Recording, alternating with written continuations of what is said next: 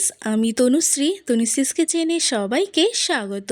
আজকে আমি কেএফসি স্টাইলে চিকেন পপকর্ন তৈরি করে দেখাবো। চিকেন পপকর্ন তৈরি করার জন্য প্রথমে একটা বলে আমি বোনলেস চিকেন নিয়েছি।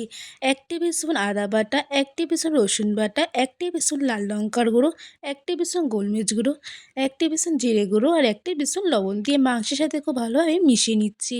মেশানো হয়ে গেলে আধ ঘন্টার জন্য ঢাকা দিয়ে রেখে দেবো।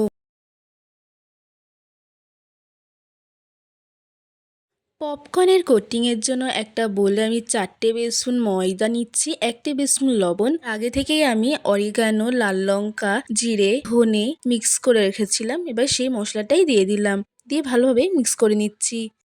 আর একটা বাটিতে 2 টেবিল স্পুন কর্নফ্লাওয়ার জল দিয়ে গুলে নিচ্ছি কর্নফ্লাওয়ারটা।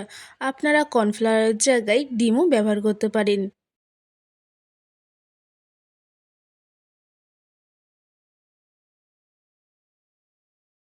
এবার এক এক করে চিকেনগুলো ময়দার মধ্যে দিয়ে দিচ্ছি, দিয়ে খুব ভালোভাবে চিকেনের সাথে ময়দাটা মাখিয়ে নেব।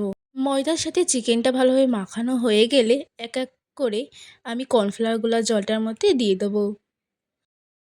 এবার এক এক করে কর্নফ্লাওয়ারগুলো জলটার মধ্যে চিকেনগুলো দিয়ে দিচ্ছি, দিয়ে ভালোভাবে মিক্স করে নিচ্ছি। কর্নফ্লাওয়ারগুলো জলে মিক্স করা হয়ে গেলে আবারও ময়দার মধ্যে দিয়ে দিচ্ছি, দিয়ে ময়দার সাথে ভালোভাবে আবারও মাখিয়ে নেব। একটা ঝাঁঝরি নিচ্ছি, ঝাঁঝরির মধ্যে পপকর্নগুলো নিয়ে নিচ্ছি, নিয়ে এভাবে ঝেড়ে নিচ্ছি।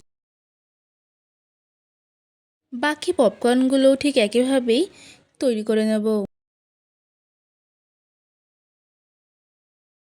সব কটা পপকর্ন তৈরি করা হয়ে গেছে।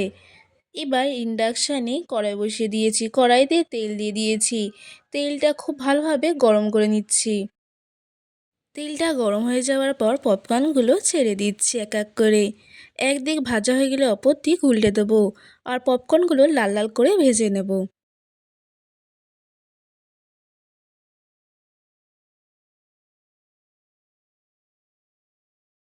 দেখতেই পাচ্ছেন পপকর্নটা লাল লাল করে ভেজে নিয়েছি।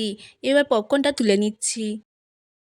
বাকি পপকর্নগুলো ঠিক একইভাবেই ভেজে নেব।